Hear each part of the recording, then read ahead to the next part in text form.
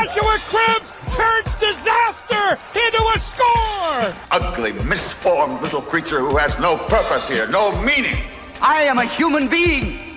Washed it down with 1 beer, 2 beers, 3 beers, a shot of whiskey, a margarita, and a Bloody Mary. And I said, Stone Cold, why have one when you can have them both?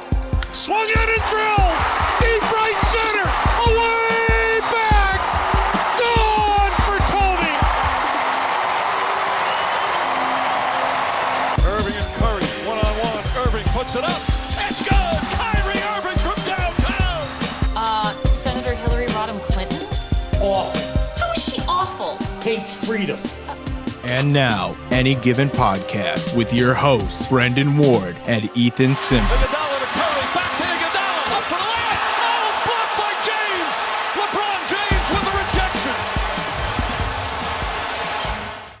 rejection! Hello, everybody, and welcome on into Any Given Podcast. I'm one of your co-hosts, Brendan Ward, sitting across the internet from my main man, Ethan Simpson. How are you? I'm not too bad today, Ethan, but that's just because I've already got the Numbers Don't Lie shirt. So what I'm sitting here saying is get yourself a Numbers Don't Lie shirt, have yourself a good day. Cleveland Browns season is right around the corner. Why not celebrate with a new shirt to celebrate the season? Where can they get the Numbers Don't Lie shirt, Ethan? You can purchase a Numbers Don't Lie shirt at KentStagePosters.com. That is KentStagePosters.com. It's one of the it's the only Any Given Podcast shirt that we currently have. It's fantastic. It was designed by Any Given Podcast. And Numbers Don't Lie. Number 6 continues to show you that. And the B is a 6 in numbers, as you can tell. It's a fantastic shirt. You'll be wanting it for this upcoming season. I mean, there's no doubt about that. KentStagePosters.com. Check it out. Ethan, me and you were one of the few people that sit here and cover Kent State athletics. So you have some big news for us on the KSU front. Big news coming out of Dick's Stadium. Yes, that's Dick's with an X. Come on, guys, get your head out of the gutter, like Dick's Communications.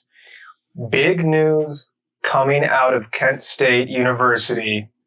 Our man, head coach, Sean Lewis, has signed an extension through the 2025 season.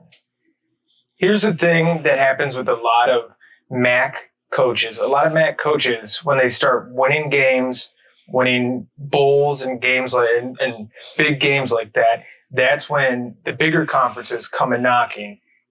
I respect the hell out of Sean Lewis for signing a 4-year contract with Kent State to extend his stay here in Kent, Ohio, because he could have gone, to any of those Big Ten teams, Nebraska, or any of those, Purdue, something like that.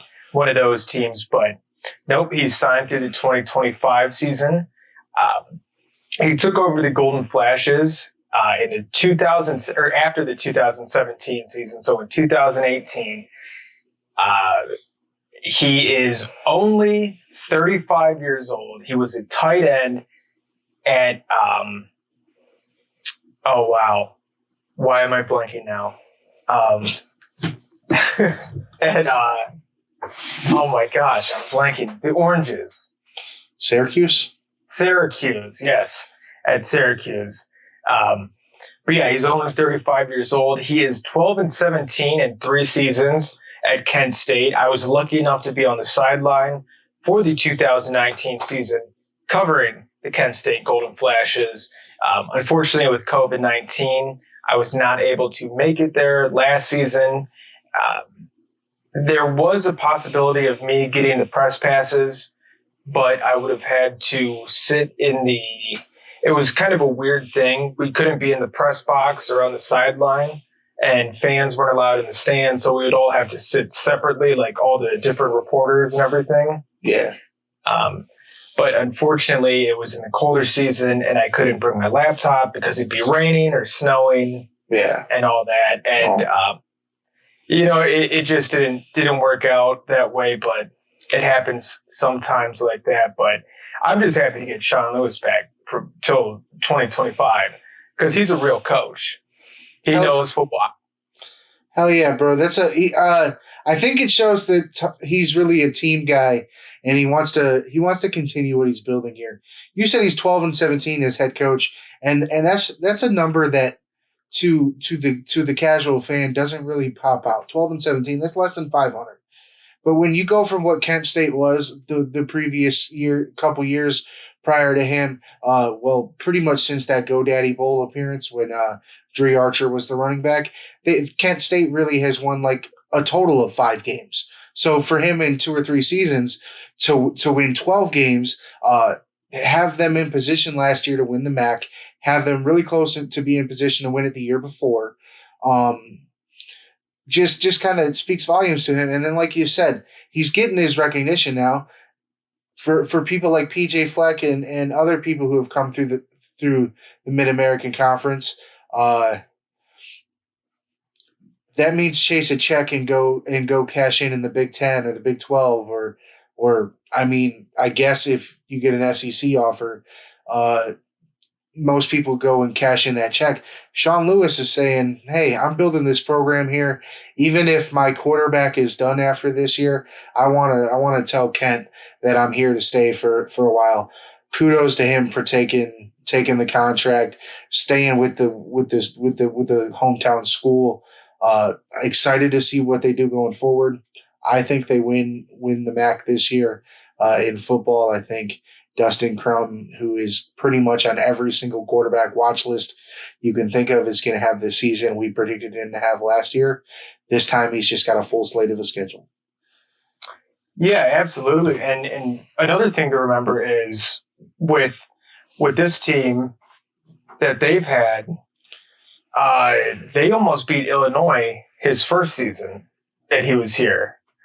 They almost beat a Big Ten team 31-24. They have come up close to some pretty good big conference teams. So it's not like he is, just one of those coaches that they hire on a whim for a season or two, just as a filler, an interim coach. I think he's going to be long term here until he gets his call up to the big leagues, as some would say. And I think by the time he leaves, he'll be able to call his shot. But speaking of extensions, getting into the NFL, last week we didn't get to talk about it, but the Browns did pay Nick Chubb, the fantastic running back. I'll argue that he's one of the best in the league. I'll say top 2 or 3. I probably would give the nod to Derrick Henry at 1 over him, just because of the volume that Derrick Henry has produced the last couple of years. They give him 3-year contract extension for $36.6 million. That's about $12.3 a year. That's only 6th among active running backs. I think the craziest thing to note here is the money that they're paying both Nick Chubb and Kareem Hunt equals what the Panthers are paying Christian McCaffrey, who's the highest paid running back in the league. Yeah, absolutely. Don't get me wrong, I like Christian McCaffrey, but he has had some injuries, obviously. He is a great running back, but out of all these guys, I don't know. Chubb is kind of on the tail end of that just because he's being put up there with Joe Mixon. And don't get me wrong, Joe Mixon's a good running back, but Joe Mixon, and this is not a comparison outside of off of the football field, Joe Mixon is he's more of like a Kareem Hunt running back. And I'm not making a comparison. I got you. The field. That's just a very unfortunate comparison. Yes, I'm just saying they have the same running style and playing techniques and the same size, but Yeah, it's kind of crazy how Nick Chubb is still kind of underestimated. I mean, I'm happy that he signed that contract so low so that the team will have some more money to spend on different players, maybe some more money to put into, I don't know, some linemen or like a safety or something. Another safety, build up the team. I mean, I'm just happy I'm not the only one that had that sort of reaction. I get the notification that comes through that tells us about the contract, and I immediately turn on the radio or turn on the TV and hear people talking about it. And I saw a lot of people going crazy. Oh, you overpaid a running back. You overpaid a running back. What the hell? You overpaid a running back. My initial thought was, did the Browns just rob Nick Chubb? Because you could argue Nick Chubb is the best running back in the league, and everybody but Titans fans won't look at you like you're crazy. Yeah, I mean, looking at these numbers right now and these players, Zeke hasn't performed the way he should the last 2 seasons. Derrick Henry is a power back. Nick Chubb is a power speed back or a speed power back. He can do both. Depending on what you need him to do, he can plow through the line or he can run 87 yards for a touchdown and smoke your entire defense. Well, exactly. That's kind of the point. The argument, number 1 and number 2 best running backs in the league, Derrick Henry, Nick Chubb. McCaffrey gets some shine because he does the out of the backfield reception thing. But Derrick Henry, Nick Chubb, I would argue 2 best pure running backs in the league. They're 5th and 6th in the highest paid. That's just insane to me. But I think it is that product of Ezekiel Elliott getting $15 million a year and then just hasn't been the same since. Joe Mixon gets paid, and while, like you said, he's a very good running back, he's not elite level best of the best running back. There's 3 or 4, if that. Saquon Barkley, I don't even want to hear in the conversation because he's only had like 1 year of actual production in the NFL, but I get like the talent that's there. Like so for the Browns to get this guy at $12.3 million, I think is a steal. They got him for 3 more years. He'll be eligible to be a free agent again at 29. But that's typically that age 29, 6 or 7 years in the NFL is typically where you either see the greats start to develop their Hall of Fame career, or you see the ones that are very, very much more often that is the end of the line in the start of the decline for running backs.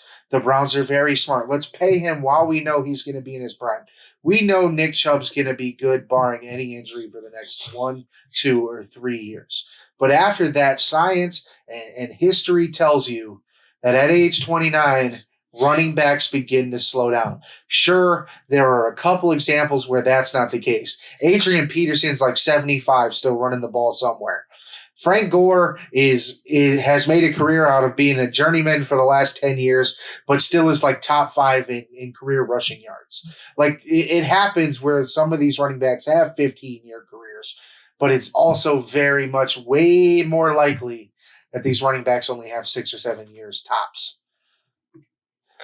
Yeah, and I mean, Chubb doesn't seem to be slowing down. Like you said, he's only 26, so obviously he's still young for a running back. Adrian Peterson is just a freak of nature for a running back. He should have, in running back years, he should have retired 10 years ago?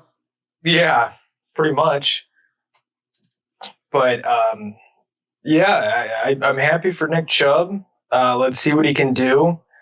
I love the 2-headed backfield monster that they have. And let's keep grinding. And I truly believe that Nick Chubb enjoys being in Cleveland. He enjoys the organization. I believe, him and Baker and all the other guys, they're all boys. He really enjoys Kevin Stefanski. You can tell over having the other coaches, as we've talked about it before. I think Kevin Stefanski. So I think everything's Nick starting Chubb. to come. Go ahead. No, you go ahead. Go ahead. I said you go ahead. All right, I'll go. If you're twisting my arm, I'll go.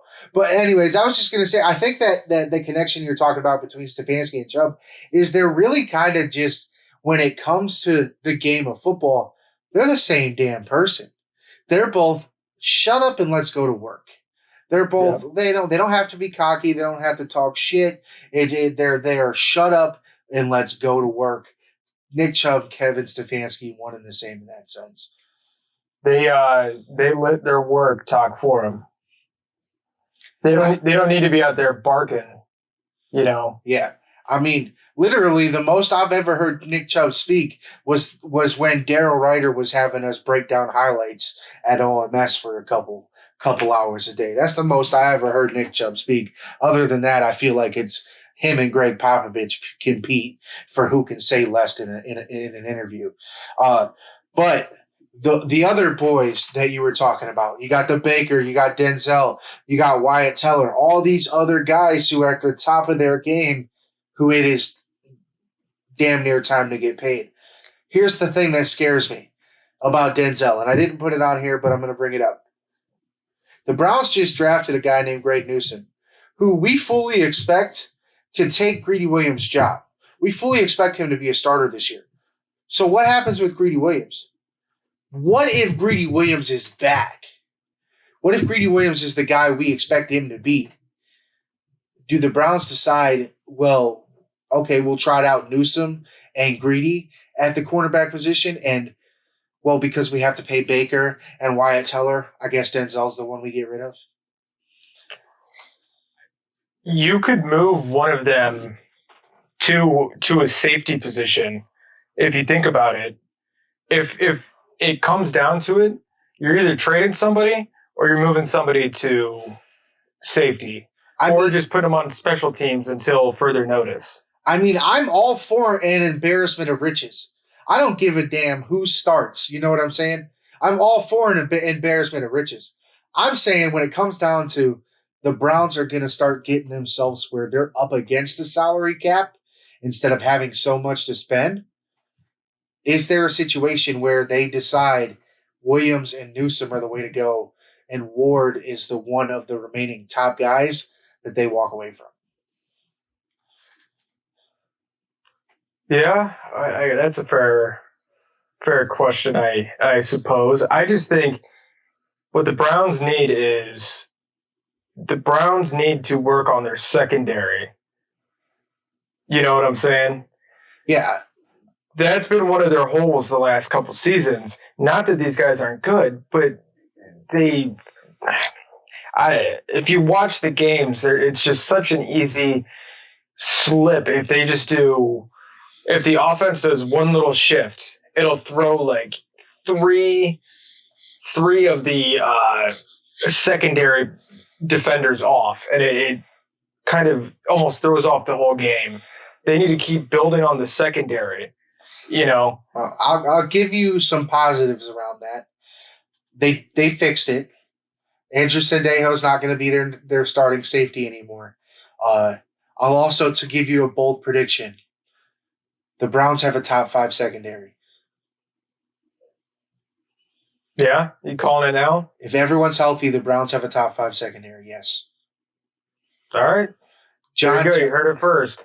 John Johnson, Troy Hill, Ronnie Harrison, Denzel Ward, Greg Newsome, Greedy Williams, Grant Delpit. If healthy, the Browns should have no reason not to have a top 5 secondary. And if they don't, if they definitely aren't in the top 10, you said Joe Wood's packing. There you go. I would still try to find a couple other free agents just to toss in there. Toss them on special teams, but have them in there for backup too, just in case, because you never know. It seems like every year the secondary is who gets pounded down the most. Exactly. Depth is always key, and like you just said, the secondary seems to be where the Browns take the most shots. Yeah. So let's move on to So, yeah, Baker Mayfield, yet to be paid. How do you feel about that? I think he's probably, for the Browns, the next domino to fall, because I think, and the reason I say that is because of the Josh Allen extension. Over the weekend, the Buffalo Bills decided it's time to pay Josh Allen like a superstar quarterback, and they did just that, giving him a 6-year extension worth $258 million, with $150 million guaranteed. They gave him $150 million guaranteed because the Kansas City Chiefs only gave Patrick Mahomes $141.2 million guaranteed. So the Bills were able to give Josh Allen more guaranteed money while keeping his annual salary less than Patrick Mahomes. So the salary, they played with the salary a little bit to make it better. I wrote in here, Mahomes got 10 years, $500 million. Allen got 6 years. Now, are the Browns going to go with that type of commitment? Are they going to be like, hey, Baker's our guy, here's 7 years, $250 million? Or are they going to go more of like the 3 or 4 year contract route? And then you got to start thinking, where is Baker's number? $43 million a year for Josh Allen, $45 million a year for Patrick Mahomes. Those are the two most recent numbers. Lamar Jackson's going to get paid soon, and I feel like Baker's in that same sort of category. The thing is you look at the guys who have been paid previously. Dak's at $40 million, Watson's at $39, Wilson's at $35. I'll sit here and tell you that Josh Allen or Baker Mayfield haven't done more than those guys. Wilson's won a Super Bowl. He's been to another one. Dak's won a playoff game. Watson is arguably a top 5 quarterback, even though I won't give it to him. I'd put Baker Mayfield in that same category right there. And I'm not even giving Dak really that much shine for that playoff game, if that's what you're looking crazy for. So I'm really lost. I'm really lost as to what Baker's Mayfield's number could be.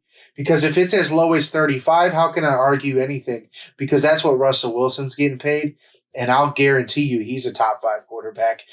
But these newer guys are getting 43 and 45 million, and how can I really say? And I know Josh Allen's done statistically better, but how can I say that Baker isn't going to get the same money as him? Because they, in all essence, what's Josh Allen won one more playoff game than him?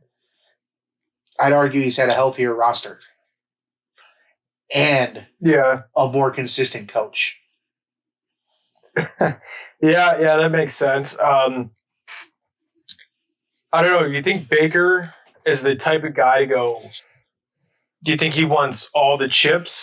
As in, do you think he's going to hold all the chips, take all the money, or do you think he's going to be almost like a Brady and take the pay cuts, get the maybe not like a Mahomes 10-year or even a Josh Allen 6-year, but say do like the small extensions and not like the 1 year like Tom Brady, but do like a 2 or 3 year and then take like the cuts gradually so that they can keep bringing in more players? Or do you think he wants to just swing for the fences and go for the Mahomes 10-year? I think in terms of like security, it behooves Baker to go for the 10-year because then you've got that much security. Yeah. If Baker cares more about how he's thought of after he walks away from the game, I think you could see a lot. But I think when we talk about a cut when it comes to Baker Mayfield, it's him taking $35 million instead of $40 to $43 million. That's the cut we're going to get for Baker Mayfield. I think the Browns start at $35 million. And if they get him at that price, that's a very, very low end right now. I think that's a very big pay cut when you think of what he could be getting or what he could get, especially if the domino falls on Lamar and the Baltimore Ravens give him in this $40-some million range. I'll always give you the argument that Lamar is probably going to get more money because he has won that MVP. But Baker Mayfield, rightfully so, deserves to be in every same damn category with him, because I'll argue that the Browns are set up even better to win the AFC North for multiple years to come. Yeah, absolutely.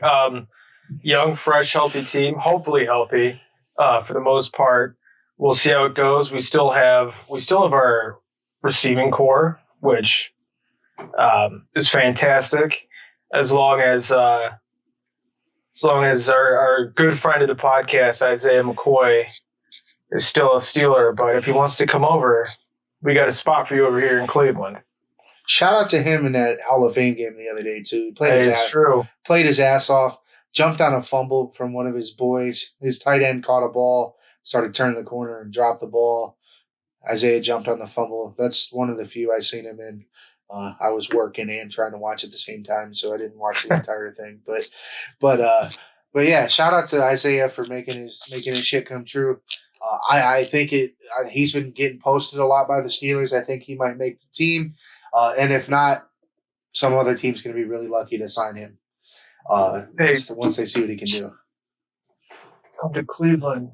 I mean, he fit right in that Rashard Higgins, Kadero Hodge range for sure. Yeah. For sure. And I mean, if they start having to move away from those guys, I think Isaiah McCoy is a good, cheaper fill-in at the moment. But anything else in football, I'm not really sure anything else that's kind of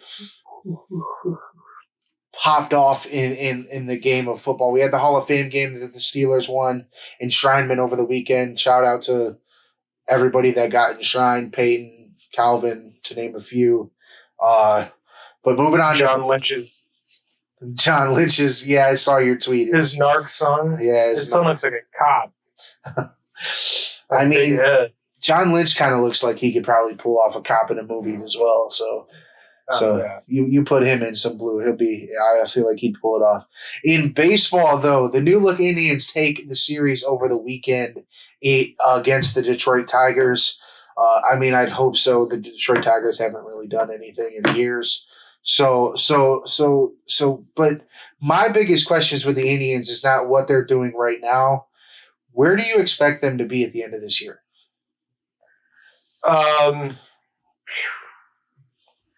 They're going to miss the wild card. No playoffs at all. Sorry, what was that? You saying no playoffs at all?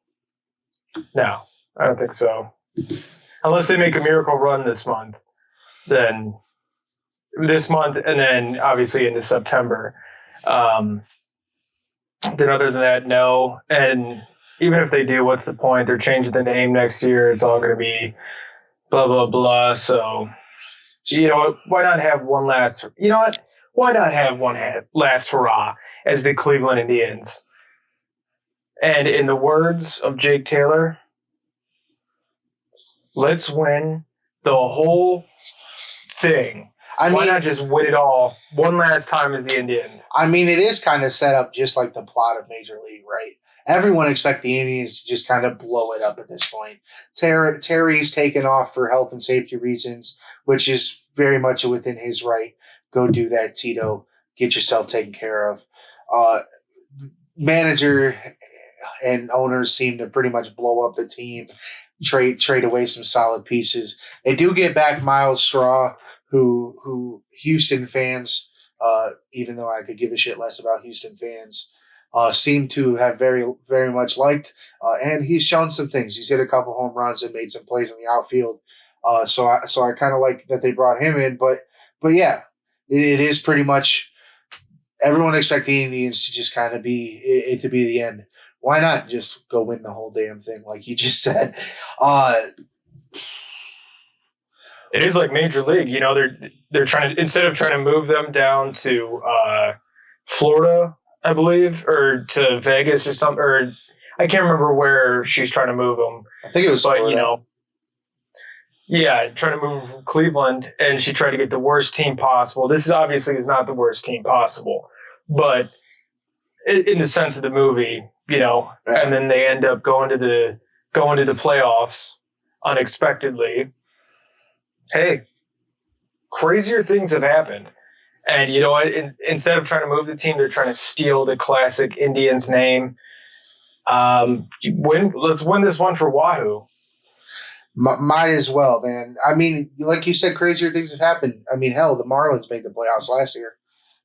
So there's that. You mentioned the name change. I wrote on here, what does the Guardians' first season look like?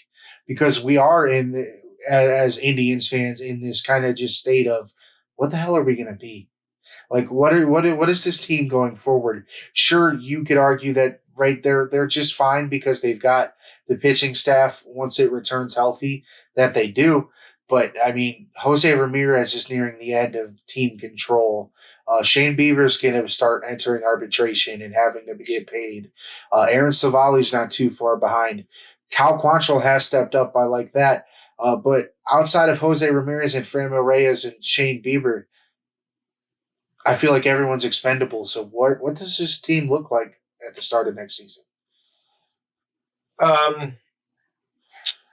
Probably around the same as they are this year. They have their core players and then a bunch of just fill-in guys. I feel like that's how it's been since 2016, since they went to the series. I think that was the peaking point for them. And then ever since then, they've just been trying to fill in the gaps, bringing in players that either bringing up players that aren't ready quite yet, or bringing in players that, you know, they should be bench players coming off the bench, but yet they're starting almost every game. Well, that's kind of what happens when you take a World Series team and try to fill in the gaps while also simultaneously cutting $80 million of payroll. It just doesn't equate. It makes no sense to me that they do it. But enough. We've spent about 5 minutes on baseball, and that seems like enough for me because it's just going to get us, pissy and pissed off. It's a sore subject right now, especially here in Cleveland. The name change, whether you agree with it or not, is happening, and for us who don't really see why it's happening, well, I guess I understand their side, but I don't think it was that big of the Indians' name wasn't that crazy of a thing. But whether or not the name changed, it's over with. Like I said, it's a sore subject, so we're going to move on to basketball. More specifically in basketball, just kind of the crazy construction of the Los Angeles Lakers at this point. Because I didn't write this down, but we got to add something. The Los Angeles Lakers now, after acquiring Russell Westbrook in trade and sending out Kendavius Caldwell-Porter, Kyle Kuzma, a couple picks, and Montrezl Harrell to the Wizards for him, have also added Kendrick Nunn, point guard from the Miami Heat. They have added Carmelo Anthony. They have added Malik Monk. They've added Dwight Howard. They've just added all these different pieces. So the argument is, and I want to know where you stand on it. Are they too old, or is this a super team?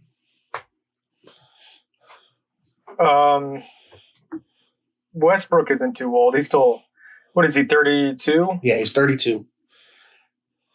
He's not too old. I don't know. It's just kind of like, it's almost, how could I'm trying to think of a way to put this into terms that people could understand it. It's almost like playing Madden when you turn off, they have to accept all trades. Yeah. But you don't really know the newer players, so you're just getting like Tom Brady and you know what I'm saying, and like Larry Fitzgerald and stuff like that. The guys that were, Tom Brady's still an elite quarterback, but Larry's obviously on his last leg. Creating a team with like Tom Brady, Larry Fitzgerald, like you said earlier, Adrian Peterson. Yeah. You're creating a team like you haven't watched football since 2010. Yeah. Like you're getting all these guys, and then all of a sudden, 2 seasons later, you don't have a team because half of them retired. Well, and I think that's kind of the crazy part about this Lakers thing, is once LeBron retires, the only person on the roster will be Anthony Davis, And I believe they don't have any picks in the first round. And they just traded a bunch of second rounds away for like 3 or 4 years. So, like, you're going to get a lot in LA might pull in some people, but you're going to have a situation where you had near the end of Kobe's career in LA, where you're just going to have a bunch of nobodies playing for the Los Angeles Lakers, all because they have sold their souls pretty much to bring in LeBron James and chase titles. And I tend to stand on, I think if LeBron teams have always missed a high effort guy that was going to give you everything he could when LeBron James was not on the floor. And I think they got that in Russ. And if they could rein in all those egos, this could be a very good team. But that's a very big if. So I won't call them a super team. I'm kind of with you, though. I'm not going to say they're too old to win win the whole damn thing, because I think experience kills. And if it's Nets Lakers, I'm probably taking the Lakers squad as constructed, because I'm betting on LeBron James in the playoffs, or I'm betting on Russell Westbrook in the playoffs because I've seen him play, or I'm betting on Anthony Davis in the playoffs over the availability, first off, of Kyrie Irving and James Harden. But and we've seen Kevin Durant can, as great as he is, can't do it by himself. Yeah, that's one of the things. When LeBron was still with Cleveland, I wanted them to try and trade and get Russ or DeMarcus Cousins. But that's the thing. Can players like Russell Westbrook or DeMarcus Cousins and LeBron James play together with, like you said, those egos and, this super – I feel like it's just going to be button heads. But you know what? If Russ wants that ring bad enough, maybe he'll just take a step back and be like, all right, LeBron, this is your team. I'm just here to help. Well, and all reports that have come out since the trade of Russell Westbrook kind of seem like that's what's going on.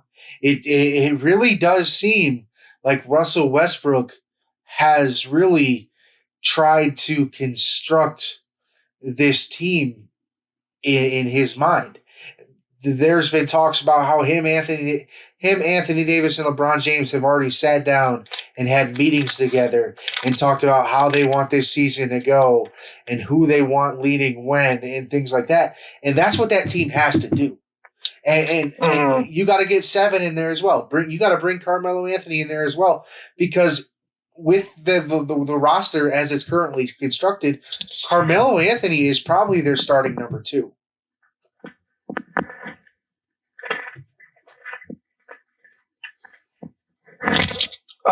Yeah.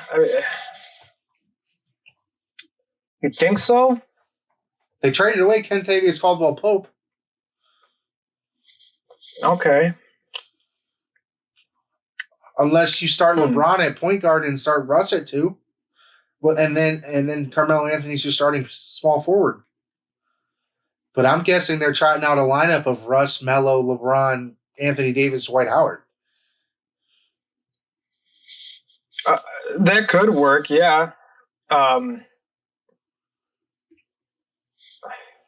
just trying to think of the different, scenarios where you could have all those guys on the court at the same time, wanting the ball, almost like it's an Olympic team. It pretty much is. Like it is like the Olympics team. Carmelo Anthony is going to have to come in and realize he's the 5th best option. Dwight Howard is really just going to have to be Tristan Thompson, pretty much. LeBron James and Anthony Davis can be themselves, and Russ is going to be able to be himself when LeBron is not on the floor.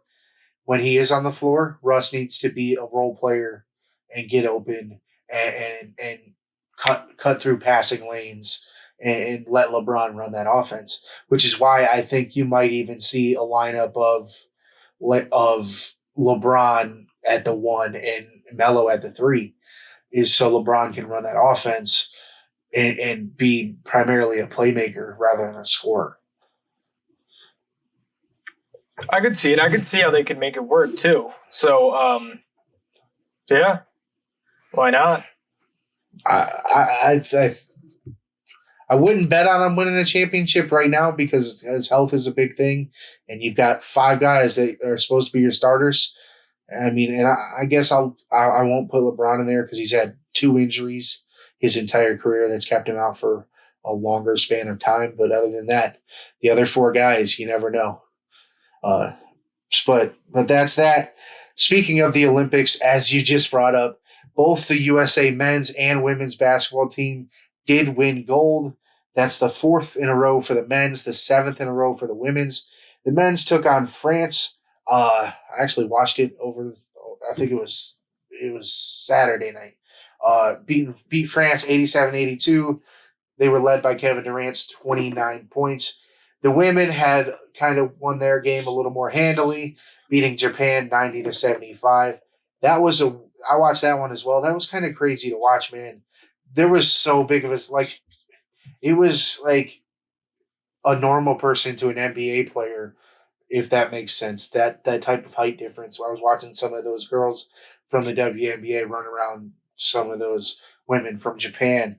They win by 15 points. Brittany Griner had 30 of those points. Like I said, their 7th straight gold medal, which is a record. Diana Taurasi and Sue Bird finish off with like 4, I believe, which is like the most ever for an Olympian in basketball. That's really the most I watched about the Olympics. I wrote on here we're going to list all medalists, but we're probably not going to do that. Other news of the Olympics: the United States, now that it is over, is officially the medal count lead winner. 113 total, edges out pretty much everyone by 25. 39 gold is the highest number of gold, 41 silver, highest number of silver, and 33 bronze, the highest number of bronze. The next closest was China with 88 total, 38 gold, 32 silver, and 18 bronze. And then you had Japan with 58 total, 27 gold, 14 silver, and 17 bronze. The Olympics were fun, man. I didn't catch everything. It's just I don't get into everything, man. Gymnastics is it's not my thing. Like floor routines, not really my thing. Swimming, to be honest, really isn't my thing. It's all right, and I'll watch it, but it's not like something I have to tune into. Basketball, I watched a little bit. Golf, I watched a little bit. Baseball, I watched a little bit. Lifting, I watched a little bit. Some of the track stuff, I watched a little bit. But other than that, the Olympics is really just it's cool because it is the best of the best, and it's you win gold in the Olympics, it's undeniable that you are one of the top ever at your respective sport. Absolutely. And like you were saying about not watching, you said you didn't watch a lot of it, just like basketball and stuff. I just mean like there were 60 different events. So like I watched like the main stuff you think of. So yeah, I didn't tune in for women's team gymnastics. I tuned in for like golf or baseball or just stuff I was interested rather than some of the more extended stuff. I watched rhythmic gymnastics yesterday for like 2 hours. So like I caught some other stuff, but yeah, I just kind of like I wasn't going to spend the last week and a half just buckled to a TV watching every Olympic event. I just kind of picked and choose what I watched, mostly because it was mostly just like, oh, this is actually on right now and I'm available to watch it. Because there was like no mention of scheduling anywhere, TV scheduling or anything. Anywhere. Yeah. NBC, who had it, most of it was streamed through their Peacock app, just did not really do a great job at announcing anything. In fact, like the most like marketing I seen around the Olympics through Peacock, which I use every single day, was they created a couple different documentaries about some of the different teams. Like they created this one called like for ball and country, which is about it's a documentary about the basketball team. I seen a shit ton of marketing about that, but you didn't tell me when these guys were playing. I mean, it sucked because sometimes they were playing at like 8 a.m, but they didn't market that gold medal title game at all. And it was a 10 p.m. West Coast game. Like, if that makes sense. Like, it's just like watching the Lakers play any given Saturday night.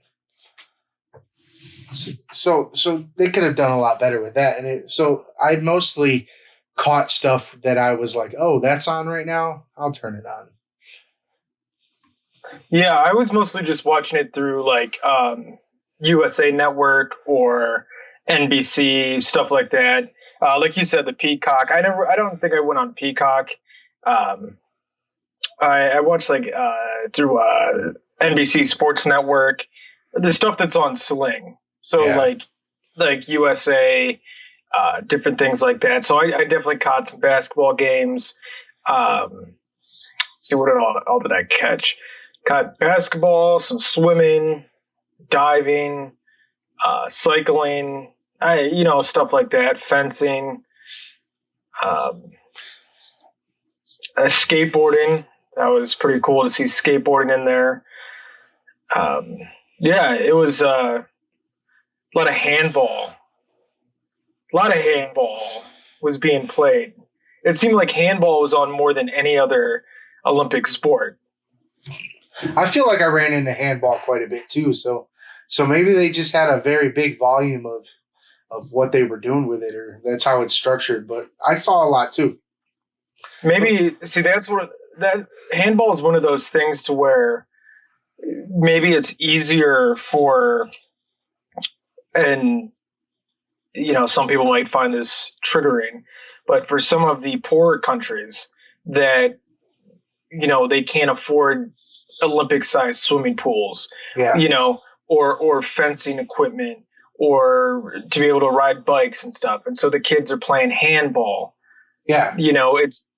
It's kind of like how a lot of third world countries are great at soccer, because it's such an easy, it's easy to obtain and play with what you have. Yeah. Like basketball too, all you need is a hoop and a ball. All you need is a net and a ball. Yeah. You don't have to spend all this money on all this different equipment and all that. It's easier to play. So I think that's why watching handball, there was so many different countries that were excelling in it. And handball is fun. I used to play it in gym all the time growing up. It is fun. I love handball. But I agree with you. It's just the volume of countries that probably were able to send a handball team to the Olympics is greater than the volume of teams that were able to send. Like, I feel like there's so many different countries, and we hear about 10 different basketball teams. You know what I'm saying? Right. But like handball, a little easier to put a team together, more widely known culturally in other countries than the United States.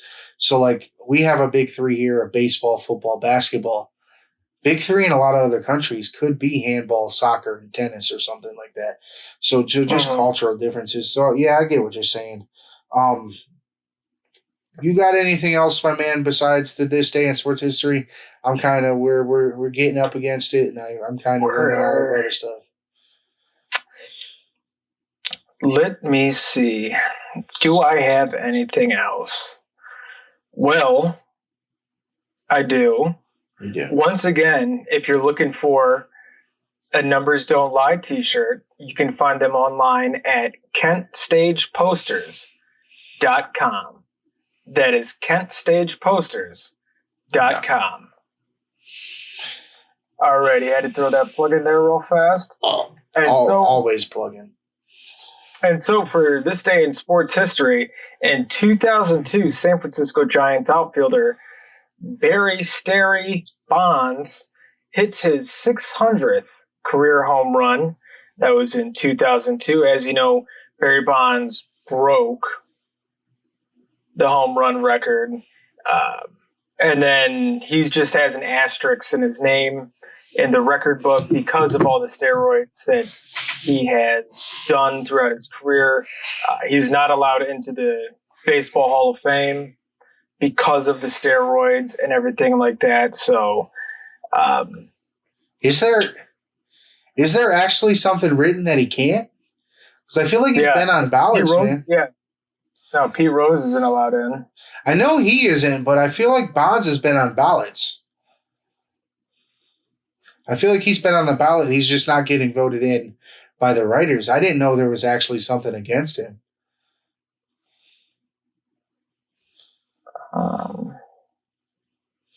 You're probably right. And oh, wait, hold on. The 2022 Hall of Fame ballot will mark the 10th and final year Bonds, Clemens, and Curt Schilling will be all eligible to be voted in to the Hall of Fame. Yeah, so he's eligible. They're just not letting him in because of the asterisk. Yeah, that's what I meant. I mean, he's banned from the Hall. I mean, if they're not going to vote you in, then honestly, pressure might make them put him in this year. Would you be surprised if they were like, well, if we can't do it later, we might as well do it now? Well, I think a lot of people are still pissed that he broke not only Babe Ruth, but Hank Aaron's record while he was juicing, and Hank Aaron did it clean. I mean, I get it. There's always going to be that asterisk. I get it, man. But I think he brought more than just the baseball part of it to the game. That era is known for just being one of the more exciting eras of baseball. And it sucks that they had to cheat for it to happen just because baseball refuses to market their sport in a good way. But think about it. It's just, that entire era, everyone was juicing, and it made baseball a little more exciting and a little bit more marketable because, unfortunately, the powers that be in baseball fall short of that. Well, if they do happen to put Babe Ruth in, then are you saying they should put Pete Rose in? I think Pete Rose should be in anyways. Yeah, I do too. But, there's still people that say, oh, he gambled on the game. He wasn't gambling against his team. He wasn't shaving points. So what? He was confident in himself winning. Right? He was betting on his team to win. Exactly. If I'm confident I can go out there and coach the shit out of a game so much so that I'm betting on myself to do just that, I don't see a problem. Put Pete Rose in the Hall of Fame, one of the best hitters to ever grace a baseball diamond, and it's a disgrace that he's not in it. And it really is kind of one of those asterisks in the Hall of Fame, right? Kind of, this was outside of the game, and you're keeping one of the greatest of all time out of it. Well, it wasn't necessarily outside of the game. It was, I guess it was outside because he didn't mess with the game, but he was betting. He was betting that his team was going to win, which he was just, swinging. He was calling his shot, I guess. Yeah. He was putting a lot of confidence on his team. Right? I feel like that would take it. If I'm the manager getting paid $100,000 a year and all of a sudden one game I'm dropping $1,000 or $1,000 to $5,000 on my own team to win, I'm just confident I'm going to beat this team, I guess. But me and you are a little younger. We believe we live in a world where sports gambling is going to be legalized sooner rather than later. So we look at it a little differently. My uncle, who's older baseball kind of purist, hates the fact that I think that Pete Rose should be a Hall of Famer. Pete Rose should be a baseball Hall of Famer. He should be a WWE Hall of Famer. Put him in every Hall of Fame you want to put him in. Barry Bonds, I'm kind of on both sides of the spectrum. If you put him in, I see why. But if you don't put him in, I also see why. Cheating's cheating. I don't think you can realistically call Babe Ruth the home run king, but I think you can say that he brought enough to the game to put him in the Hall of Fame. But you give Hank Aaron his home run title because he, like you said, he did it clean, he did it pure, he did it the way it's supposed to happen. And until somebody does that, nobody takes his crown. So that's that. But yeah, that's baseball. Yeah, absolutely. I mean, hey, you can't mess around like that and then expect to be like, what? What do you mean? Yeah. What do you mean I can't get in the Hall of Fame? Yeah. It's like, well, you fucking cheated, buddy. Yeah. Like, if they don't put A-Rod in the Hall of Fame, who's going to say a damn thing? Not a single person, because you can't. Like, you cheated. Like, I don't know what to, like, I don't know what to say. Like, and I guess you can call us hypocritical for saying the same thing and calling Brady a Hall of Famer, but I truly think it's a little bit different. Brady and Belichick got caught doing some weird things. They weren't juicing. Brady's full on freak eating avocado ice cream and shit. You take drugs to enhance your performance. It's cheating, and that's just the way it is. Absolutely, yeah. It's the way she goes. So it's one of those things where he breaks 600 on this day in sports history, but really doesn't count. Absolutely. Alrighty, well, anything else that you want to bring up? I don't believe so. To Andrew Berry and the powers that be in Cleveland, I would pay Baker sooner rather than later. He comes out wins week 1 and goes on an MVP trajectory. His price only goes up. There we go. Let's go. Where can they follow you, my man? You can follow me on Twitter at ETHSimpsonCGOD. You can follow me on Instagram at ETH Simpson. Sorry, took me a second. You can follow my main man Brendan at BWardCLE on Twitter, B.Ward52 on Instagram. Do not forget to follow the podcast at Podcast Given on Twitter up there, at Any Given Podcast on Instagram, Facebook.com/Any Given Podcast. Do not forget to subscribe to the YouTube. Check out our page. Give us some likes. Check out KentStagePosters.com. The Kent Stage has been reopened. Bunch of shows coming up real soon, starting with Chris Stone, Kingfish Ingram in just less than 48 hours. There at the Kent Stage. Happy to see them back. Check out KentStage.org for all their events and tickets. You aren't going to want to miss the rest of 2021 and everything Kent Stage has to offer. And one last thing. Yes, the Kent Stage is open. Fantastic. We love it. Brendan, you love it. Love it. I love it. City of Kent loves it. The state of Ohio loves it. Any music fan should love it. But one last thing before I bid farewell. Under Coach Sean Lewis, the Kent State Golden Flashes have had back-to-back, yes, going back-to-back, winning seasons for the first time since 1976 and 1977. That's how long it's been. And that's what Coach Lewis did, and that's why they're giving him that contract extension. That's what happens if you wait 45 years to have back-to-back winning seasons. So you tend to get rewarded for it. Thank you guys for tuning into this week's installment of Any Given Podcast. Have a wonderful and fantastic rest of your week. God bless. Stay blessed.